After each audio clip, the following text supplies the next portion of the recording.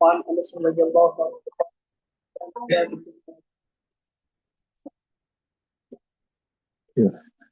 كان ثابت بن قيس بن شماس.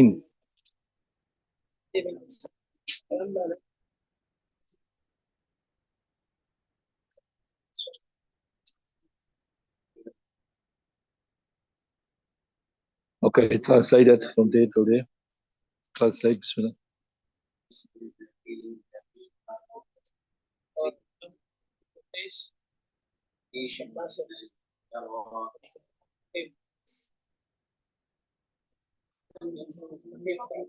Yeah, I think in this sense you can say he was a spokesperson of the Ansar. وعن أنس قال كان ثابت بن قيس بن شماس بسم الله الرحمن الرحيم نحمد ونصلي على رسول الله خطيب الأنصار. I think from the context it means he was the spokesperson of the Ansar. فلما نزلت يا أيها الذين آمنوا لا ترفعوا أصواتكم, when this verse was revealed, right? Oh, you believe, لا ترفعوا أصواتكم فوق صوت النبي. Do not raise your voices above the voice of Nabi sallallahu alaihi wasallam إلى آخره, till the end, إلى آخر الآية. What does it mean? Do not speak louder than Nabi sallallahu alaihi wasallam. When you are in the presence of Nabi sallallahu alaihi wasallam, don't raise your voice, right? لا ترفعوا أصواتكم فوق صوت النبي. شلث ثابت في بيته. Thabit was very worried. Why was he worried? He was worried that he's got a loud voice, and if he speaks on behalf of the Ansar in the presence of Rasulullah sallallahu alaihi wasallam, he might speak louder than him, right? جلس ثابت في بيته واحتسب عن النبي صلى الله عليه وسلم. So he sat in his house, right? عن الهوى الجنة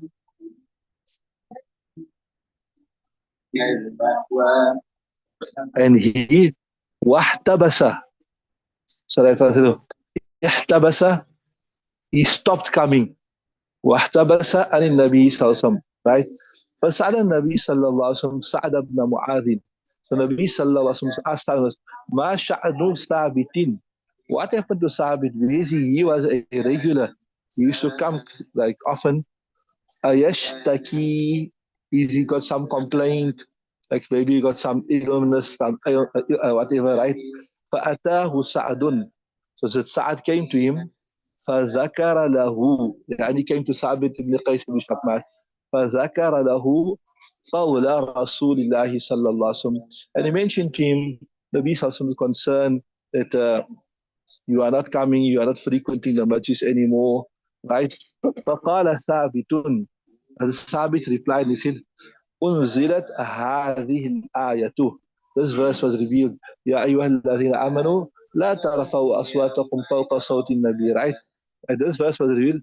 وَلَقَدْ عَلِمْتُمْ, and you people know, أَنِّي مِنْ أَرْفَئِكُمْ صَوْتًا على رسول الله صلى الله عليه وسلم. That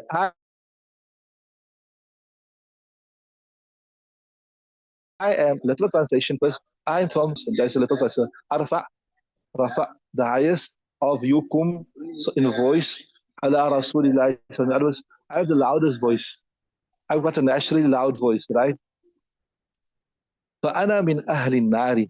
So that means I would be from the people of the fire. فَذَكَرَ ذَلِكَ سَعْدٌ. So Sa'd went back and he mentioned that to Nabi sallallahu alaihi wasallam, to Nabi sallallahu alaihi wasallam. وَقَالَ رَسُولُ بَلْ هُوَ مِنْ أَهْلِ الْجَنَّةِ. No, no, no, no. He is not from the people of the fire, but rather he is from the people of Jannah. Rawahu Muslimun. Imam Muslim narrates this particular right. So the relevance of the hadith with the chapter is quite obvious. Remember, we're discussing random virtues of the Sahaba Ikram. So I was telling you, Thabit ibn Qais ibn Shammas was, like you can say, a spokesperson, an ambassador, and naturally he had a loud voice, and a strong voice. That's why after this ayat was revealed, he was a bit worried. And that's why he said, لا ترفعوا أصواتكم فوق صوت النبي, right? So he was a bit perturbed by the warning that was sounded in this particular verse. He thought if he come out and he's loud in front of Nabi Sallallahu Alaihi Wasallam, he will be destroyed. But Nabi Sallallahu Alaihi Wasallam gave him the glad tidings of Jannat.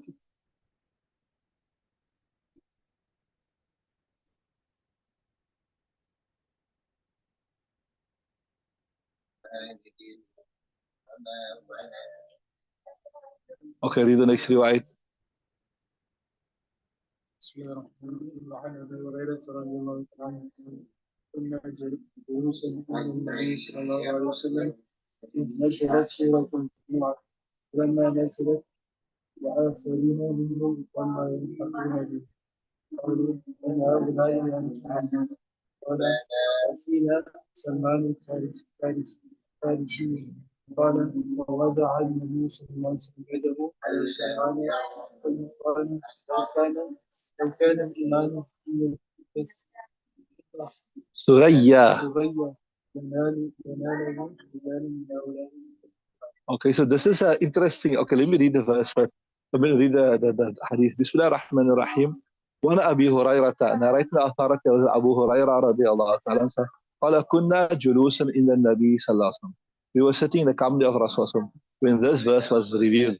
إذ نزلت سورة الجمعة. Right, when the Surah Jum'ah was revealed. فلما نزلت, and this ayat was revealed. وآخرين منهم لما يلحقوا بهم. What is this? What's the full verse there, Yusuf? What's the verse before that? وآخرين منهم لما يلحقوا بهم. Huh? Before that. وآخرين منهم لما يلحقوا بهم. Just check it. Open the Quran. Check it. Check the verse. وآخرين منهم. I actually want to ask you who knows the translation of this verse. Don't look at the translation. Just look for the verse. وآخرين منهم. You must at least remember one thing I told you. If you finish the alim course, the least, the minimum that you must be able to do is at least know the tarjuma of the whole Quran. Know the tarjuma of the whole Quran.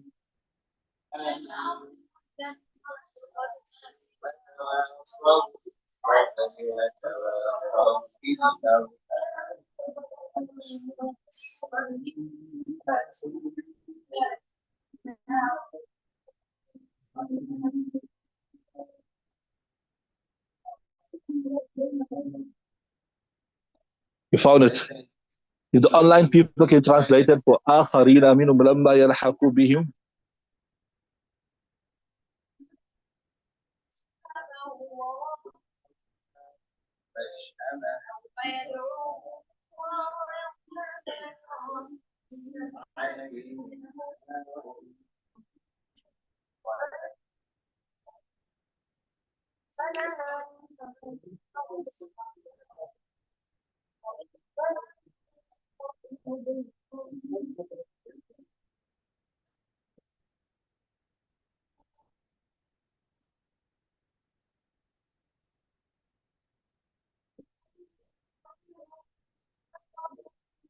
Inside it. Give it to you. What's the verse before that?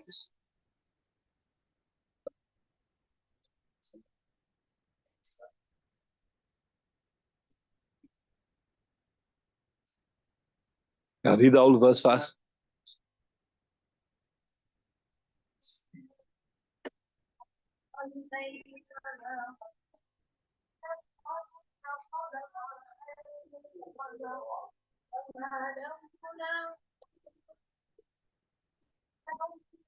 So who knows what it means? وآخرين منهم لما يلحقوا بهم وهو العزيز الحكيم. Read the verse before that. Read the verse.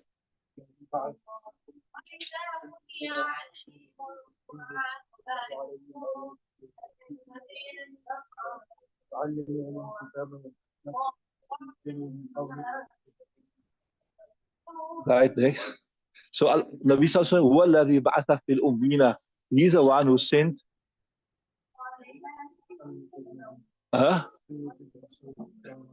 هو الذي بعث في الأمين رسولا منهم يتلو عليهم آياته ويزكيهم ويعلمهم الكتاب والحكمة ويزكيهم إنك العزيز الحكيم. Right. There were آخرين منهم. So what does it mean? Who can tell me? What does it mean? What? They are included in the virtue of the previous verse. والذي بعث في الأميين رسولا منهم يتلو عليهم آياته ويزكيهم ويعلمهم الكتاب والحكمة ويزكيهم إنك عن العزيز الحكيم وآخرين منهم لما يلحقوا بهم. So if you look at that verse, والذي بعث في الأميين رسولا منهم يتلو عليهم, it's a praise for who? For the Sahaba Ikram.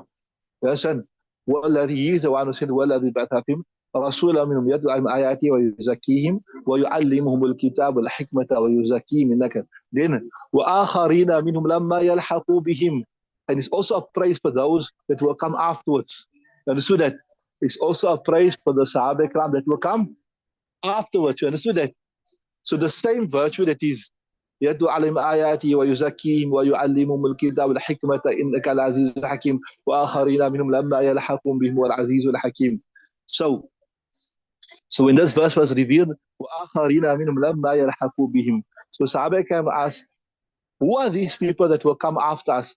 من هؤلاء يعني, who are these people that will come after us, Ya Rasulullah sallallahu alaihi wasallam, that will have the same praiseworthy qualities that we have? You understood it? Man ha'ula'i ya Rasulullah. Right? Carry on. Right? So at the same time, when Sahaba Ikram asked Rasulullah sallallahu alayhi wasallam, who are the people who have the same qualities? قال وفينا سلمان الفارسي. Salman al-Farisi was also there. قال فوضع النبي صلى الله عليه وسلم يده على سلمان. Nabi sallallahu alaihi wasallam put his hand upon Hazrat Salman al-Farisi. ثم قال, he said, لو كان الإيمان عند ثريا. If the iman had to be on Thuraya, Thuraya means a high up star, right? لَنَالَهُ رِجَالٌ مِنْ هَؤُلَاءِ. Then people from this person, yani from the Persians, right? لَنَالَهُ, they would go and get the iman, they would seek out the iman. مُتَّفَقٌ عَلَيْهِ. As a muttafaq alayhi, right? Why is Nabi Sallallahu Alaihi Wasallam saying here that even if iman is one of the Thuraya, then the people from Persia would go and get the iman? I'll give you the whole details, the whole story now. But why did Nabi Sallallahu Alaihi Wasallam say this? Just in brief, you can just tell me, why is Nabi Sallallahu Alaihi Wasallam saying that even if iman was on the star or on the moon, that the people of Persia would go and fetch the iman, they would get the iman from there?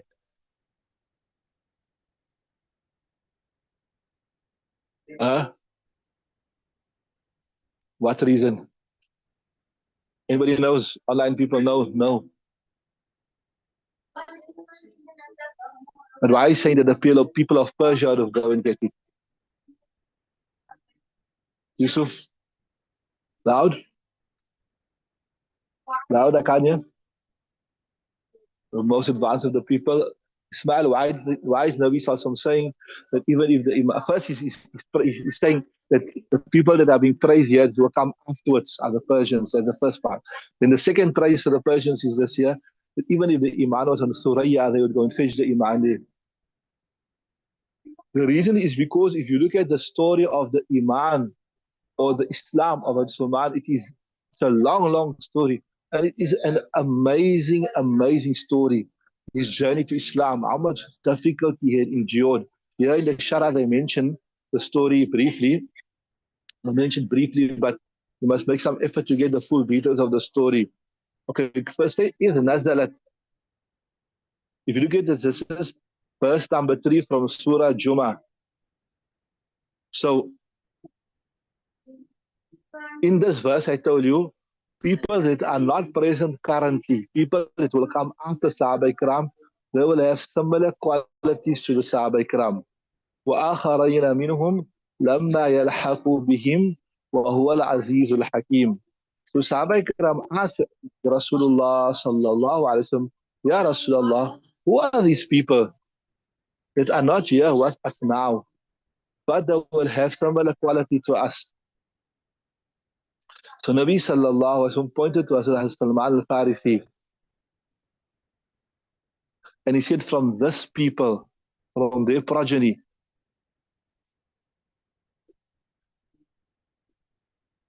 So Thuraya in Urdu is called the Kehkashawat. In Urdu is called the Kehkasha. So it basically means like how we say, in English, we say, I'll go to the moon for you and back.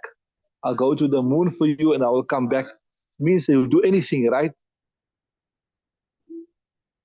So, Hazrat Salman al-Farisi, he came from a town in Persia called Rama Hurmuz. It's actually a famous town. Many of the Hanafi fuqaha, etc., come from there. So originally, he came from a fire worshipping family. He came from a fire worshipping family.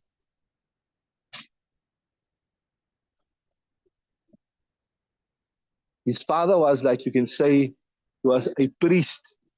He was of the head honchos of the Majusis.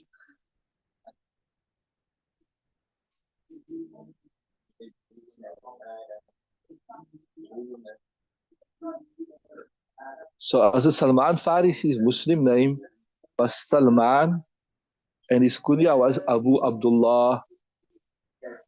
From the very beginning, he had a distaste and dislike for his father's religion, the religion of fire worshipping. So he ran away from his hometown in search of the true religion. Initially, he found Judaism and he latched onto that, but then he was not happy. And then eventually he became a Christian. And he asked, there's a lot of details here, but we're doing briefly. He's Christian Ustad, a lot of information, and this eventually piqued his interest in Islam. His Christian Ustad told him that now there's no more Hidayat left in the dunya. The new Hidayat will appear in Hijaz. You must go to Medina. There you'll find a new prophet. There the Nabi Akhir Zaman will appear. And he spoke about the Khatamun Nubuwwat on the back of Rasulullah. So one sign he said, to recognize the sign of Nabi, remember we'll have that Muhrun Nubuwwah. And the second thing he told him, that this Nabi, he won't eat sadaqah. He does not take charity. So he set off for Medina. Unfortunately, en route to Medina, he was captured by some bandits and they made him into a slave unjustly. And he was sold to the Jews of Medina. As Salman al-Farisi says himself, I changed hands 10 times from one master to another master to another master.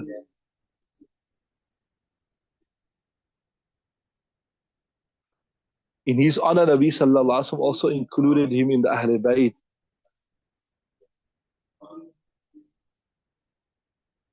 And he used to call him Salmanul Islam. What? Salmanul Islam.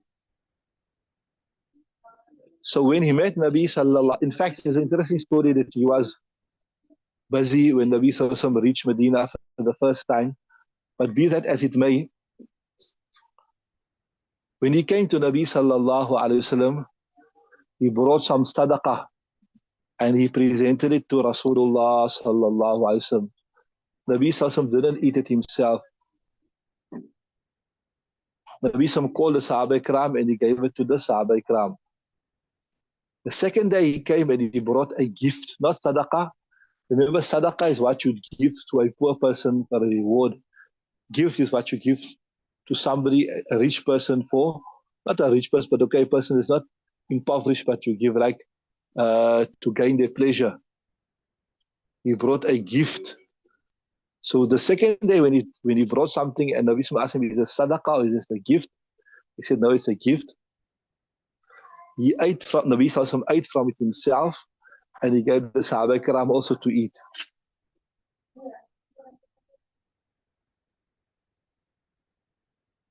And then Salman al-Farsi or Salman al-Islam, he saw the Khatamun Nubuwwat on the back of Rasulullah Sallallahu Alaihi Wasallam. and he became a Muslim. His master made him a mukatab. Who knows what's a mukatab slave? Mukatab, you make an agreement with the master that I'll pay you XYZ amount, and in exchange of that XYZ that I pay you, that you will free me, etc. But he made an ajib agreement here.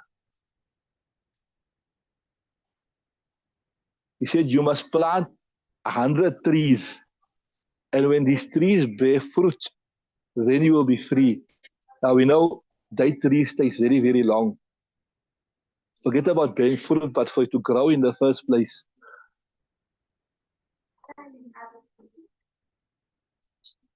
So Nabi sallallahu alaihi wasallam, with his own Mubarak hands, he planted the trees.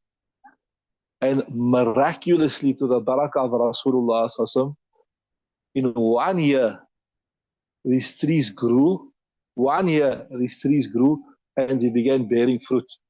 I remember, I think these trees are still there. If I remember correctly, we went on one ziyarat.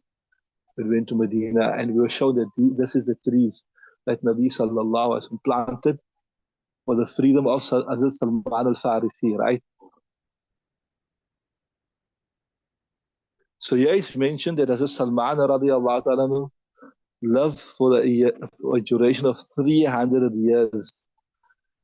I don't know how authentic is this here, but it mentions here he actually met one of the companions, maybe in his early life, the Hawariyin. He met, we need to check this one out. He met one of the companions of Isa alayhi salam. So because remember, Isa was what, 500 years before Rasulullah sallallahu alaihi wasallam. Because Salman was 300 years, so that means that companion was like about 200 years. You understood? Allah alam, how correct this is. We can check it out. Some ulama say he lived 300 years. Some ulama say no, he lived 250 years, right? Okay, read the next riwayat.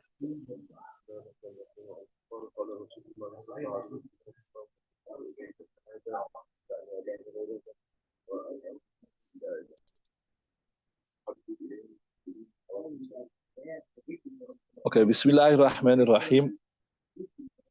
وعنه قال قال رسول الله صلى الله عليه وسلم اللهم حبب عبيدك هذا يعني أبا هريرة وأمه إلى عبادك المؤمنين وحبب إليهما المؤمنين رواه مسلم. Also narrated in the authority of Abu Huraira, he said that Rasulullah said, "O Allah, Habib, make beloved Ubaidak, your little slave, this Hari, yani Abu Huraira, and his mother to the believers." In other words, engender and instill in the heart of the believers the love for Abu Huraira radiallahu ta'ala. وَحَبِّبْ إِلَيْهِمَا الْمُؤْمِنِينَ, and make beloved to them, to the believers. So that means the believers must love them, and they must love the believers. Okay, this is a pretty simple hadith that is this relevance is quite obvious. That Nabi sallallahu alaihi wasallam, special dua for Abu Huraira and his mother, that the believers must love them and they must love the believers. Can you read the next riwayat?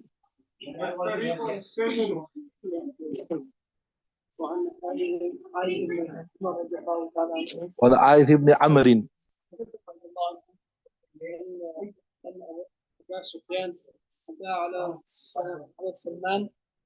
على سلمان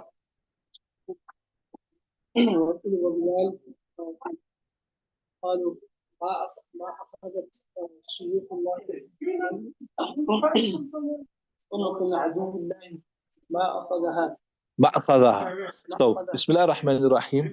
وعن عايذ بن عمرو, narrating the authority of عايذ بن عمرو, he says, أن أبا سفيان أتى على سلمان.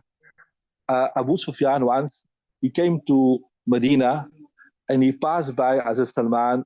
أتى على سلمان وصهيب, and he passed by Suhaib, وبلال, and he passed by Bilal في نفر, while they were in a group of people. فقالوا, he said, ما أخذت uh, فقالوا ما أخذت سيوف الله من عنق عدو الله. That this is the Abu Sufyan, the time he wasn't a Muslim yet, right? So he said that the swords of Allah Ta'ala did not, akhadat, you can say, harvest the neck of this enemy of Allah Ta'ala yet. That was, his neck should have been taken a long time off. He's the enemy of Allah Ta'ala. You understand?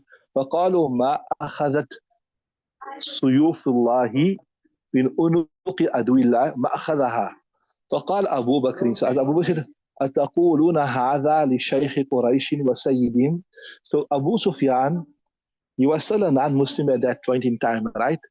But he was still a leader of the Quraysh. And Abu Bakr thought it inappropriate for these Sahaba Ikram to make such a statement against him, that even though he's not a Muslim, even though he's an enemy of Islam, etc., etc., let's change of page, please. Even though he's not a Muslim, even though he is an enemy of Islam, but because he's a leader of the Quraysh, it was inappropriate to make this statement, this harsh statement against him. Understood that?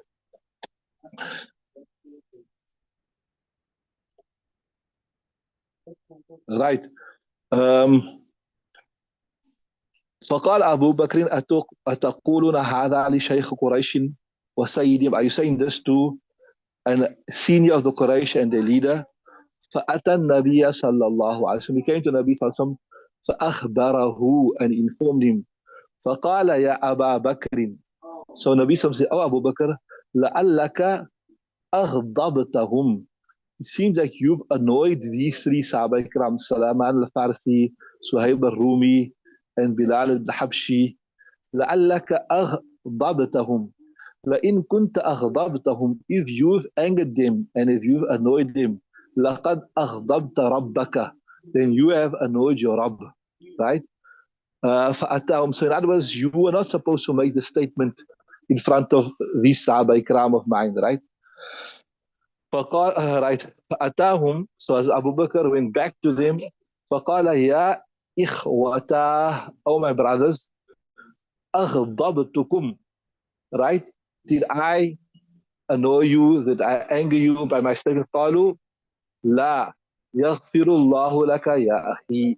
No, no, right? قالوا لا يغفر الله لك يا أخي. Allah Ta'ala forgive you, oh my brother. رواه مسلم. Imam Muslim narrates this. So in other words, when Nabi Sallallahu Alaihi Wasallam reproached him that why did you make such a statement to my companions, he went and he sought forgiveness. Right? ما أخذت سيوف الله.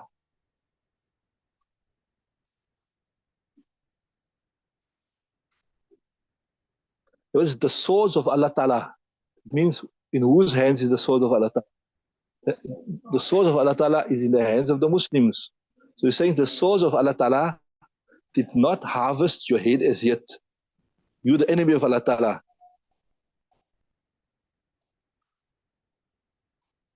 So it's mentioned, remember, if you remember correctly, we done Sulh Hudaybiyah.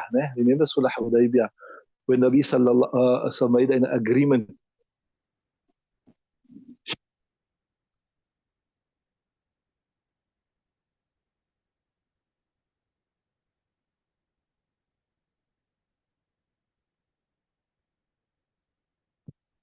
Only when I was checking who is stealing the house, I find him on bed and looking up and telling me.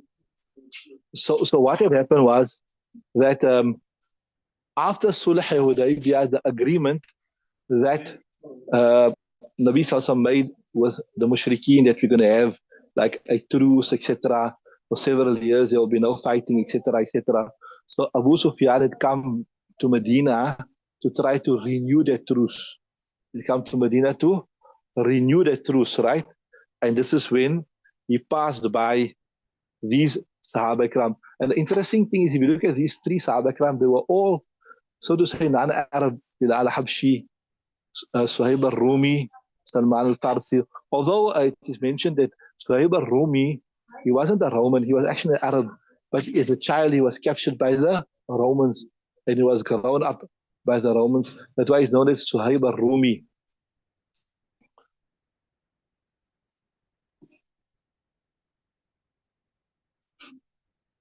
So these poor Sahaba Ikram, in the jazba of jihad was made the statement here. And as I told you, as Abu Bakr thought it inappropriate that he be such hard words mentioned to be him.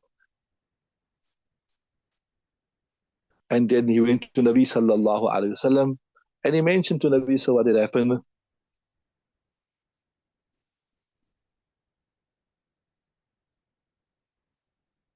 So Nabi sallallahu alayhi wasallam told him, just remember that if you make these poor Sahaba Ikram unhappy, then you've also made Allah Ta'ala unhappy. And see how cognizant as Abu Bakr radiallahu ta'ala who was about the advice of Rasulullah when he was advised that he shouldn't make the Sahaba Ikram happy, these three in particular, he immediately went and he asked for forgiveness.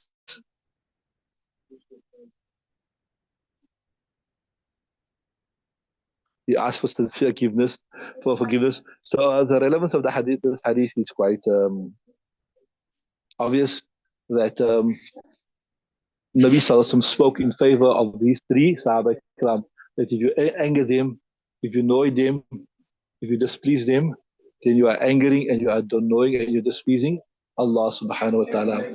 Read the next hadith.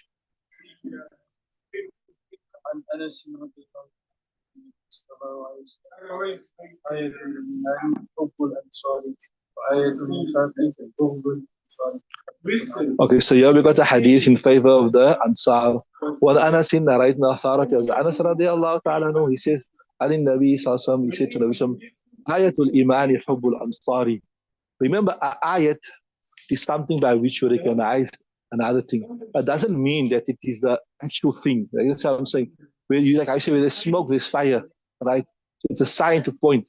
So one of the signs to show that your iman is intact is to appreciate the Ansar and to appreciate the services that they gave to the Muslim. When Nabi Sallallahu, nobody wanted to accept Nabi Sallallahu Alaihi Wasallam, nobody wanted to give him sanctuary.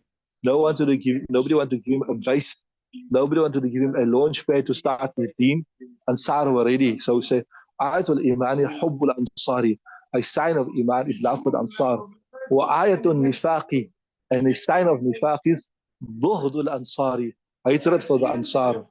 Okay, let's read one more. That's a short one and we can switch over. Read Yusuf.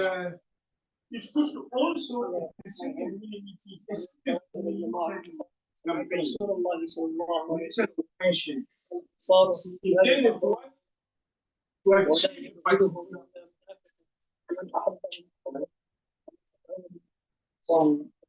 yeah, so you see, same thing that I was telling you here. The Ansar are those people who supported the Muslims. The Ansar are those people who supported Islam when nobody was there. So obviously, if you love Islam, if you love the Muslims, then you're going to love those who supported them. If you hate Islam, if you hate the Muslims, then you're going to hate those people who supported them. So see, Bismillah ar-Rahman ar-Rahim. وعن البراء نريتنا أثارة البراء بن عازب قال سمعت رسول الله صلى الله عليه وسلم يقول هذا الرسول صلى الله عليه وسلم saying الأنصار لا يحبهم إلا مؤمن. That the Ansar, none loves them except a believer. In other words, because you love Islam, you love the Ansar because they are the helpers. ولا يبغضهم إلا منافق. And nobody dislikes them except a munafiq, because obviously the munafiqs didn't want to see Islam flourish. They did not want to see Islam, so they would dislike anybody who assists Islam, right? فَمَنْ أَحَبَّهُمْ, whoever loves them, يعني the Ansar, أَحَبَّهُ اللَّهُ, Allah Ta'ala will love him. وَمَنْ أَبْغَضَهُم, whoever dislikes them, يعني the Ansar, أَبْغَضَهُ اللَّهُ, Allah Ta'ala will dislike them. متفق عليه, and متفق عليه riwayat. So the virtue there is pretty obvious. We'll stop there, inshallah. We'll switch over now to the tafsir, inshallah. For the first time in Islam, standard runner was fixed between three flags. One flag was prepared for the show of Sayyidatina Aisha, and this was entrusted to Sayyidina Ali. The first encounter of the Muslims was in the Palace Sakafal, when they saw the Muslims, they changed their minds and said to their children, living Jews,